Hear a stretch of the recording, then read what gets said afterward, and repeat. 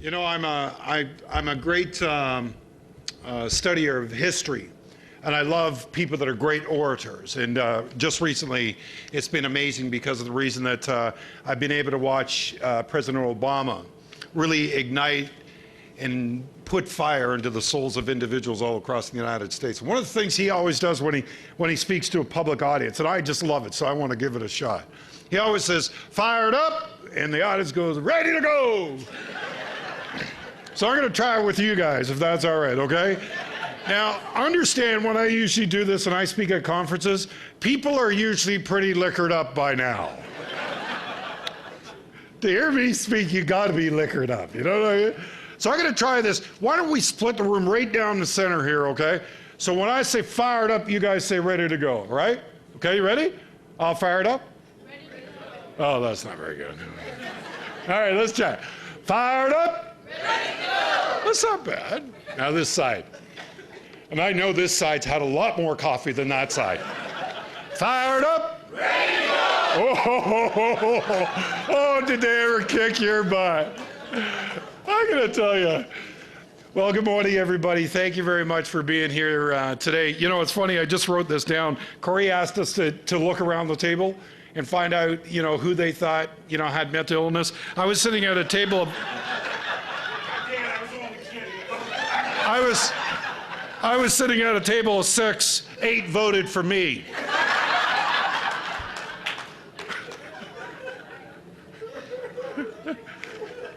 This is what friendship looks like. What a delight it is to be here today. I'm going to take about 45 minutes of your time. I hope you don't mind. And Corey, thank you very much for the opportunity, and our host today, thank you very much for the opportunity to be able to speak with you today. Some of you do know me from local television. I work for the CBC station here in Durham region. It is Channel 12 Checks Television Durham. I've been here for about 11 years. Just to let you know, there's a big announcement that we made to our staff last week, and that is that Dan Carter Productions, Inc. has basically bought half of Channel 12, and we are expanding operations in Durham region to really focus on the issues and the conversations that need to happen in Durham region. And we are moving our television station to downtown Oshawa so that people will have full access to our station. So I'm really proud of that. Thank you very much. I should just say, like George Costanza, good night and walk out, right? That was the high point. So you might look at me today and say, boy, he looks a little tired. And I am. I am tired today. I'm really tired today. And I'll tell you why. It's because my 23-year-old daughter is on the 3rd floor at Lake Ridge Health, Oshawa. She tried to commit suicide 2 days ago. This was her 2nd attempt.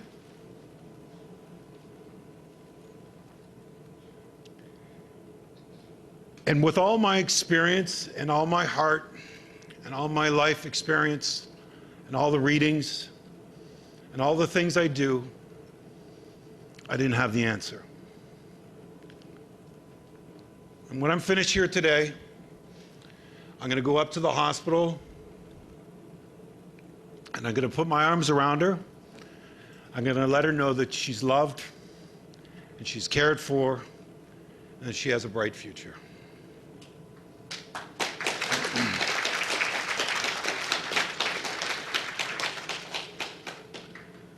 When Corey asked me to speak at this particular conference, and this is going back quite a few months ago, of course Amanda wasn't in the hospital at that particular time. Didn't know what my life had been going through with our daughter at that particular time. But I speak so often about mental health and addiction and about the goodness in each and every one of us because I truly believe that our country and our youth and ourselves can do better than what we're doing today. And one of the reasons why I'm here today is to kind of tell you my life story and talk a little bit about why I have become an expert about mental health and addiction, not only in this country, but all around North America. And part of my commitment to my community is not only to talk about mental health and addiction, but it is also an opportunity to be able to truly inspire and motivate people that we can do greatness in this country because you see, I have learned from the very best that when we truly believe in something bigger than ourselves, we can accomplish great things just like Dr. King did. If you ever come into my office, and Corey's been in my office many times, I have these huge, huge black and white photographs of Dr. King. Now, one of the reasons why I love Dr. King so much is not only because he was a great orator, but truly because of the reason that it wasn't just about civil rights, it was about how individuals could be more compassionate and caring and knowledgeable about not only their own life, but others around them. That their country could truly live up to its great promise, but more importantly, not just in 1960 or 1964 or 1966, but in the year 2010. That we can have compassion and understanding and caring, and that we can live up to the great promise that has been given to each and every one of them. That's why those photographs and those posters are in my office, because I truly believe that Dr. King represented the greatness in each and every one of us, whatever color, whatever religion, whatever country, whatever community. We can always do better when we show people the insight of someone's life.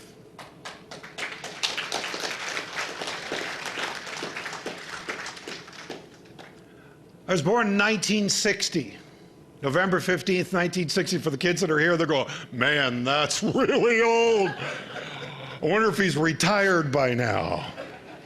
People, whenever I see young people, they always say, did you guys have TV? Smart ass. Yes, we had TV. I was born in 1960, November 15th, last child to Harold and Shirley Robinson in Eastern Canada. I was the last child born into their already large family. My father was in the military, was posted in St. John's, New Brunswick. And about 6 months into my life, my mother got a severe headache. And my understanding is that she died on the spot from a brain aneurysm. In 1960, of course, having a child that it was only 6 months old and her second youngest about 2 years old, and having children not old enough to look after children, and of course a man, the head of the family, there was no possible way that it would be realistic for him to be able to look after 2 young children. It was suggested to my father and to the family that maybe that myself and my brother Tommy would be sent to the Children's Aid Society so that we could be looked after. And therefore, Tommy and myself got our little suitcases and off we went to the Children's Aid Society. And back in 1960, there was specialized housing for babies and young children. And my life and Tommy's life was from foster home to foster home until we arrived on the doorstep of Charles and Isabel Carter. Charles and Isabel Carter were veterans of the Second World War. Isabel Carter was a nurse in the Second World War. Charles Carter was a dispatch rider, which meant that he got on his motorcycle and supposedly took secrets up to the front line. He always tells the story it was more about soccer scores than ever secrets of the Second World War. They met and fell in love in the Second World War, and when they moved to Agincourt, Ontario in 1946, Agincourt was very much the country. It was not a community of over 1 million people now. It was just a small farming community east of the large metropolis of Toronto. They had 3 children. Michael, the oldest, that was born in Scotland, Maureen, the second, and David Arthur, which was their 3rd child. Their belief was exactly what Dr. King believed, which was we truly can give our heart and soul to those that need us in time. Isabel Carter, being the kind, caring, loving individual that she was, said that she wanted to use her skills and her abilities, her time and her talent to be able to look after small children, and therefore Charles and Isabel welcomed over 22 foster babies to their household over a period of time, including Daniel, John, and Thomas. Some of the babies were named Barfy Joe. Don't know if you know how she got her name. But a lot of the children that Isabel and Charles Carter looked after over the period from 1946 right through to 1962, those children were individuals that were either abandoned or they were born to very young girls, 11, 12, 13-year-old girls. And of course, back in the 1960s or the 50s or the 40s, of course, if you were an individual that was 12 or 13 years old and had a child, many circumstances that would be an embarrassment to the family, and children would be sent away. They would be sent to places like the Children's Aid Society, where people like Charles and Isabel Carter would look after them. Over the period of time of looking after these individuals and caring for small little children, that some of them, as my mother would say, were broken and bent, including Gary, that is now 58 years old. When he arrived at Isabel and Charles Carter House, he was blind, deaf, he had no brain functions at all. He was so badly bent and twisted that his back, his spine was curved so much that there was no place to put Gary at that particular time. Charles and Isabel Carter looked after him for about 2 years, and then a spot opened up in Hamilton, Ontario, where he still resides to this day in good health. Their last 2 children that they welcomed in their household was Tommy and Daniel. Tommy, about 2 years old, liked to take his frustration out on his little brother, which was me. And therefore, my parents at that particular time, the decision was by the Children's Aid, they informed Harold Robinson that this activity was going on, that they were going to separate the children because they felt it was in the best interest of those children. Tommy was sent to a foster home on 1962, February 14th, Valentine's Day. There was a vote in the Carter household. That vote was between my mother and father, my brother Michael, my sister Maureen, and my brother David, if they would all be in favor of adopting the last foster child, Daniel John Robinson, and let him be Daniel John Carter. Not like the vote that happened earlier on today, they all voted yes. 1962, I was adopted into the Carter family, and I have to say that it was a great blessing in my life. Life is part of this hard, difficult, challenging times. Isabel and Charles Carter sent their children off to public school and, of course, on to high school and hope for the best for them. They wanted them to read and write and truly understand the opportunities that face them. You see, they fought for their country and truly believed that if they fought for their country, their children should have the opportunity to be able to succeed. They had that same vision for Daniel John. They sent him off to school. It wasn't until Daniel John was in grade 1 that they realized that there was something severely wrong with this child. This child could not read or pay attention. You see, in 1966, when I was in grade 1, it became apparent that I had a severe learning disability. But in 1966, 67, 68, 69, 70, 71, 72, and then in 1973, there was no identification of children that had a learning disability. Those children were looked upon individuals that were unwilling to try or concentrate. Therefore, they were a disruption to the class, so therefore they would be sent out into the hallway where their desk would be placed there for the year. I remember each and every year being out there and being invited back into the classroom on an occasion. And I remember those occasions always happen at the end of the year when everybody got those wonderful blue report cards. You remember those? And they used to call your name, and each and every year I would put my hand up and I would say, "Mr. Wickstead, you didn't call my name." And he would say in front of 36 children, "Your report card is at home, Danny." I knew what that meant. I knew that I would not be moving ahead with my friends into the next grade. You see, the schools interpreted my learning disability as a child that didn't want to learn. And it broke my mother's heart because of the reason that my mother was she loved to read, and she could see the struggles that her child was having and couldn't understand why he couldn't identify the words of the letters or be able to remember them. She read magazines and books and made phone calls and tried to do everything she possibly could to find out what was wrong with the child. They sent this child not only to the sick kids hospital to put needles and monitors on my head, but they also did eye tests and blood tests and urine tests and CAT scans and everything to try and figure out why this child was having such difficulty. You see, in the early parts of the 60s and the 70s, they really didn't know what dyslexia was, which was a learning disability. Each and every day I would go home for lunch. I used to love lunchtime. 4 grilled cheese sandwiches, a big plastic jug of milk, and the greatest television show of all times, The Flintstones. Yes! I remember having my grilled cheese sandwiches and my milk, and my mother would have to talk me into going back to school each and every day. I said, Mom, but they beat me and they bully me and they make fun of me. And she said, Danny, you have to show them that you're stronger than they are. You can never give up. I didn't realize the lessons that she was teaching me, that they would come as a great value in my life when I became the age of 31, but they did. Each and every day I'd go back into that schoolroom and hope for the best and take my place at my desk out front of the janitor's hall. To this day, I can strip any floor and wax any floor like you've never been able to see. Something happens to a child when a child continues to be pushed down. You see, they never can see if their life can ever be lifted up. Love and care and compassion is one thing that an individual, a parent, can give a child. The hopes and dreams of a better future. Those kind of things didn't happen.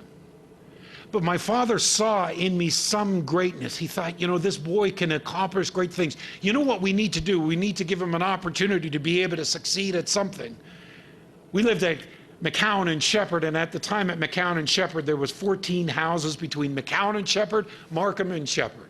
Imagine that, 14 houses. One of those houses was our house. My father, being of the Great Depression, knew that when you were able to work and be able to achieve something, that what would happen is that would build your self-confidence up. So what he did is he said, one of the ways that we can help Danny be able to feel better about himself is why don't we get him like a paper route and try and build his self-esteem up? Because believe it or not, ladies and gentlemen, I used to like to talk a lot. You see, when I was a 6-year-old and a 7-year-old, I would stop cars out in front of our house, and I would say to them, what kind of car is that? Where do you work? How much do you make? I had a curiosity.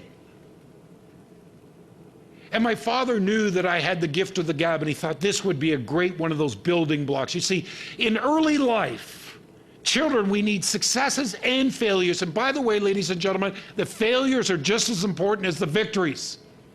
Don't take those failures away from your children. Allow them to fail. But to stay in the game, we need a couple victories just to keep us in the game. It's like golf, right?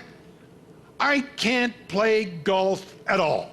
I have no hand-eye coordination. That's why I'm a long-distance runner. How can you screw up going in a straight line? But all it takes you to go back out and golf again is what? One good shot, right? Somebody goes, man, that was a beautiful shot. You're signing up for memberships at the most expensive golf courses. I got more headgear and videos and DVDs. I got an apparatus to give me the best golf swing. I still can't play the damn game. But it's about that one shot I did make. Wow, the one shot that I got was to deliver 14 newspapers called The Telegram from house to house. And I remember my father saying to me, he said, Danny, whatever you do, you can go into any house and talk to the neighbors, but don't ever go into that gas station on the north side of Shepherd on the corner of Markham, because we don't know who owns that gas station. I said, oh, I don't have a problem with that, Dad. The greatest job I've ever had. Matter of fact, it's better than television. Every single door that I knocked on with that telegram as a 7-year-old boy, they would welcome me into their home with hot chocolate and cookies. I was 2 feet tall, 6 feet wide. It was the greatest job I ever had. It was the greatest job I ever had until one cold winter when I had to try and put my papers together at the corner of Markham and Shepherd, and my papers kept on blowing away. You see, back then we had to put the papers together. And I remember my father saying, don't ever go into that gas station because we don't know who owns that gas station. And I remember I was getting frustrated that day, and I picked up my newspapers and I walked across the street and I went into the gas station. And it changed my life forever. Even to this day, I can't go into gas stations. can't stand the smell of oil. It only took 15 minutes. It only took 15 minutes for someone that should have known better to do something just horrific, which was to rape a 7-year-old boy. I remember picking up my newspapers and walking out of there and never, ever saying another word. I remember that I would walk through the field to be able to pick up my newspapers from now on because I never wanted to be seen by that man that had the gas station. Tested and blessed my life has been. Tested because of the reason that I lost my mother. Blessed because of the reason that I was adopted by the Carter family. Tested when I couldn't read and write and was bullied and pushed around. Blessed because I had loving, caring brothers and sisters. Tested because I was raped as a 7-year-old. A life tested and blessed would continue on as I continued to fail and continued to struggle through my school years. And tested once again on 1973 when I was a 13-year-old boy. You see, in July of 1973, my oldest brother Michael always dreamed about being a police officer. Matter of fact, Michael wanted to be just like his dad. You see, his dad was that dispatch writer and always had this fascination for motorcycles. Michael always wanted to become a police officer to the point that in the 1950s you had to be a certain height and you had to be a certain weight to get onto the police department. My brother was a 1/4 inch too short and about 5 pounds too light. He ate every single thing he could get his hands on, but he couldn't gain the weight and he couldn't get the extra height. Until one day, reading a comic, that he saw this apparatus that you could send $8.95 off to in the United States. It guaranteed you to grow you. This apparatus, to the best description that I've heard, is an apparatus that goes around the head almost like a cap, goes on to a pulley system that is strapped onto a door. The pulley system would then stretch the human body. I would walk by the kitchen and see Michael standing there with this apparatus on for hours at a time. Guess what? It worked. He needed a 1/4 inch, he got a 1/4 inch. But he still couldn't figure out, how am I going to gain the weight? I eat everything I possibly can and tomorrow's the weigh-in. My father, charming Charlie Carter, came up with a brilliant idea. That brilliant idea was, put rolls of quarters in your pocket when you do the weigh-in. He weighed in with spare change. He joined the police department as a 17-year-old grade 10 graduate out of Agincourt CI. Followed his dreams and hopes of being a police officer, and by the time he was 28 years old, he was already an undercover police officer running a unit in Scarborough, and their job was to work in organized crime. By this time in 1973, he had 3 children. Randy, Jeffrey, and Yvonne lived in Oshawa, Ontario. By 1973, I was a 13-year-old boy. My sister Maureen was going off to university, and my brother was in his early part of adulthood, 18 years old. My father, by 1973, being a government worker, a property agent, was able to save up not only enough money to be able to buy his dream house in Agincourt, Ontario, but also save up enough money to buy a cottage on Brady Lake in Minden. The weekend of July 1973, Michael took his 3 children and his wife up to the cottage after working a very long time on an undercover assignment. He went up to relax at the wonderful Carter family cottage. And I remember this particular morning because it was one of those hot summer July mornings. I had those cowboy pajamas on that weighed about 15 pounds, just sweating like you wouldn't believe. I remember the sunshine coming in through the window of my bedroom. It was right beside my parents' room, and I remember hearing somebody at the front door pounding on the door.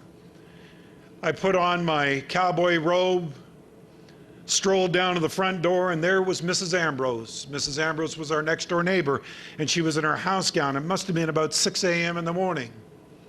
I opened the door and I said, "Hi, Mrs. Ambrose," and she said, "Danny, are your parents home?" I said, "Yes, they are." She said, "People have been trying to phone the home, and there's no answer. The phone must be off the hook. Could you just wake your mom and dad up and just tell them to check the phone?" I said, "Yes, Mrs. Ambrose." I closed the door, ran up the stairs, knocked on my parents' door, and I said, "Mom, Dad," I said, "Mrs. Ambrose was just at the door, and I think the phone's off the hook." You see, and I'll tell the little kids here, in the old days, we had one phone. It was like this big, and you had to dial. We had one phone. And I remember my father telling me to go back to bed, but being a curious 13-year-old, of course, placing my ear right up against the wall to be able to kind of hear the mumbling going on. The next thing I know, I heard the phone ring, and I remember my father answering the phone. I couldn't really make out what he was saying, and I could just hear bits and parts of mumbling and mumbling and mumbling. But there was one word that I heard, or two words that I heard, and I heard him say, "I'll call Ogden's." Coming from Agincourt, Ontario, you knew what Ogden's was. You see, Ogden's was the funeral home. I heard my mother cry twice in her life. That morning was the very first time I ever heard her cry.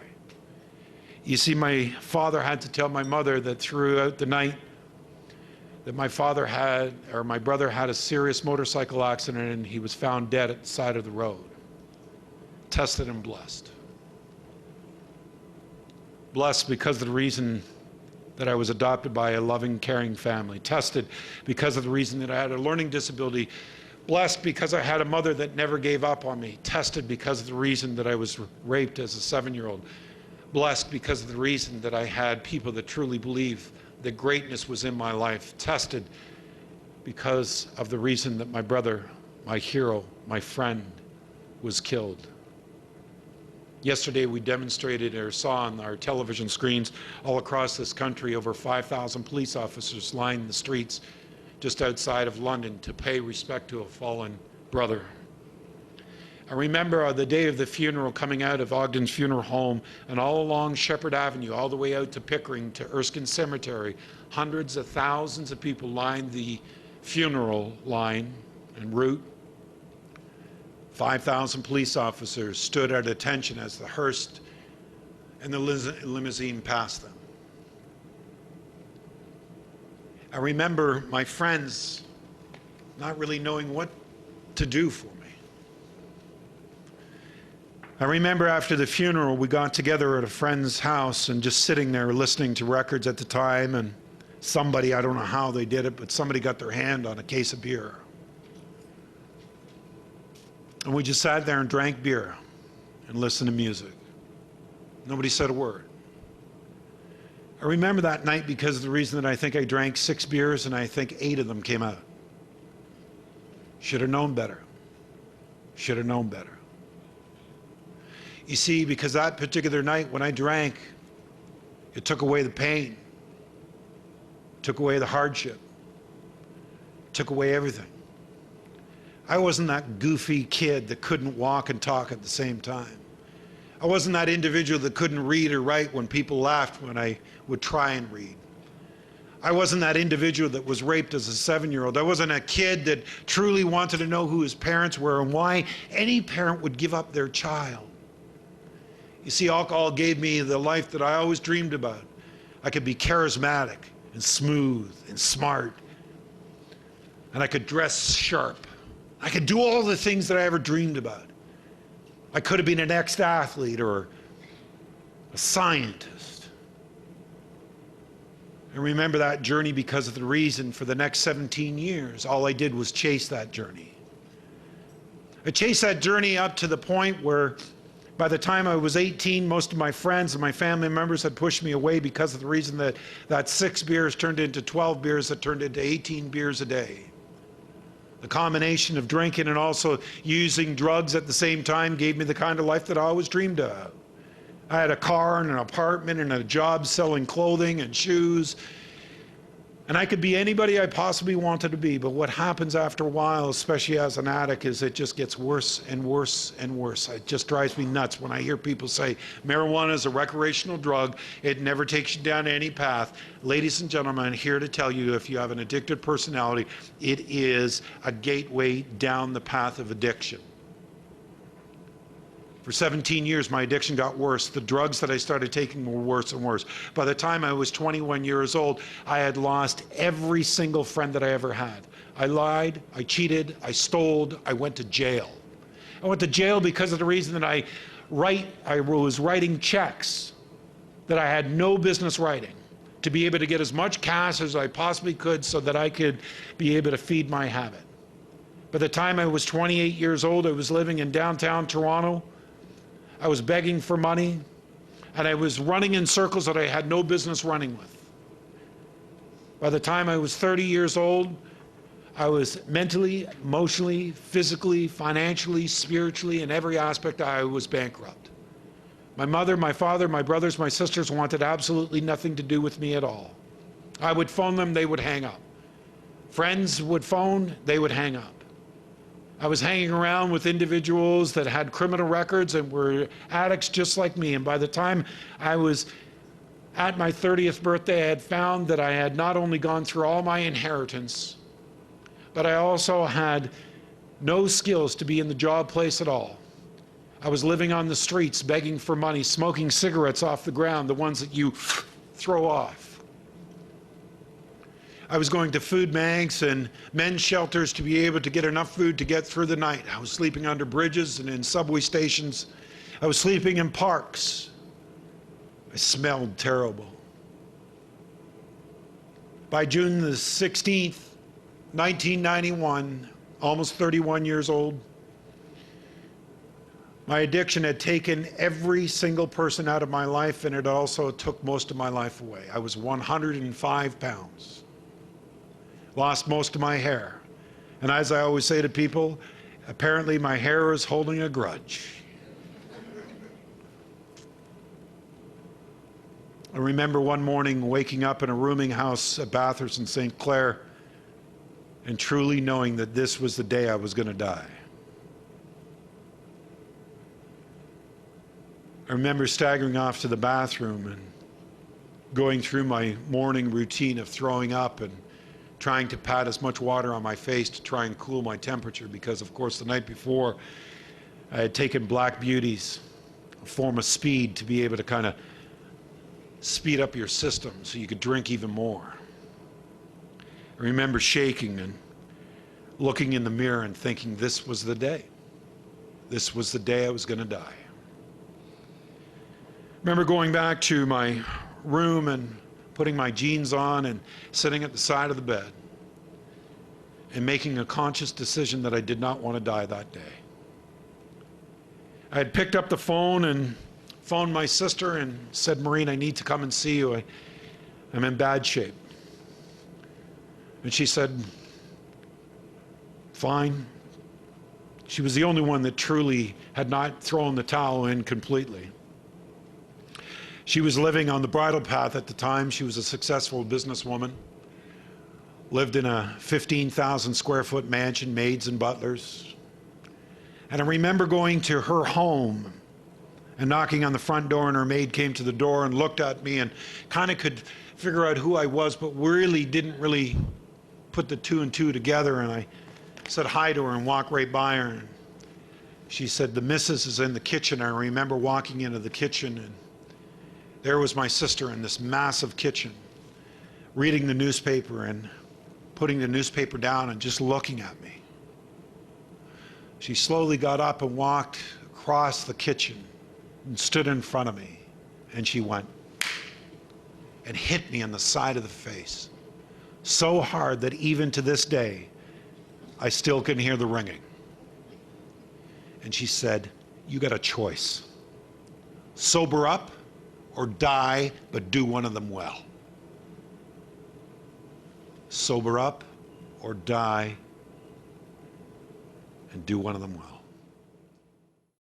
and they handed out white envelopes. And in those white envelopes was my email address and a brand new $20 bill. And I stood in front of the audience and I said, I want to show you how an ordinary action can have an extraordinary impact. I want you to take that $20. I want you to either grow it or give it away within the next 24 hours. I want you to grow it or give it away in the next 24 hours. But you also have to email me about what you did with that money and how it impacted your life. And if you go to my website, go to the $20 challenge, and you'll read the stories about what people did with that $20. Very fast story about one individual. By the way, we gave out $6,000 worth of $20 bills. We saw $37,000, $38,000 impacted in our community within 24 hours. Don't tell me we can't do something.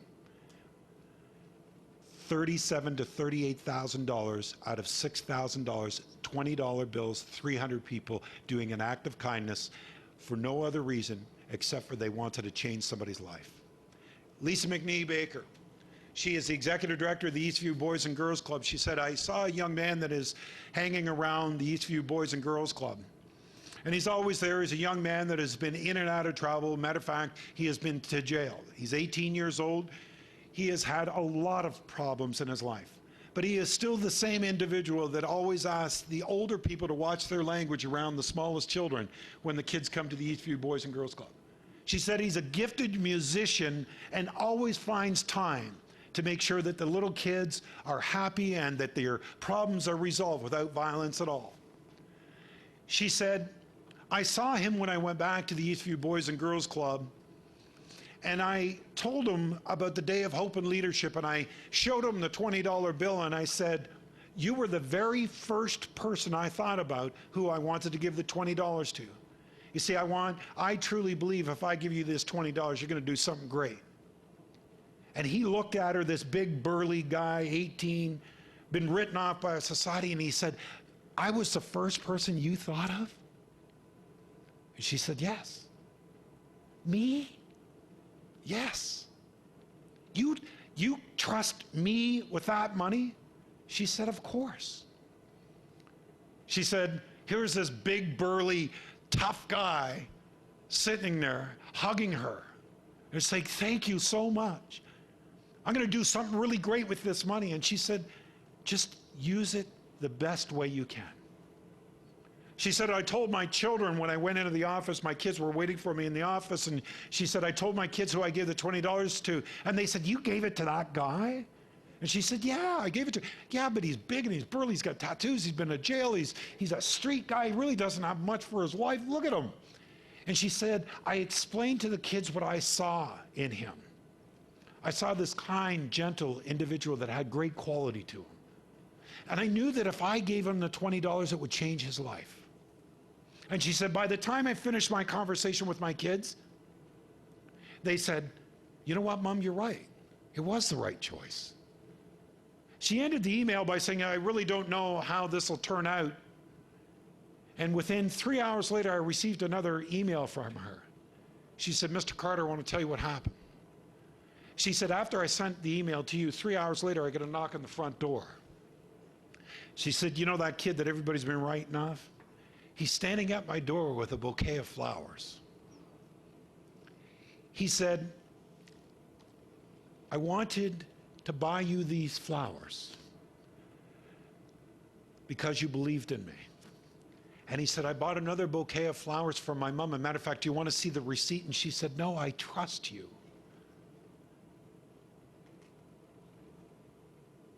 He handed her the flowers. And he said, thanks for believing in me. An ordinary action that had an extraordinary impact that not only changed her life, but her children's life and your life today. We are only one. We can't do everything, but we can do something. God bless and have a wonderful day.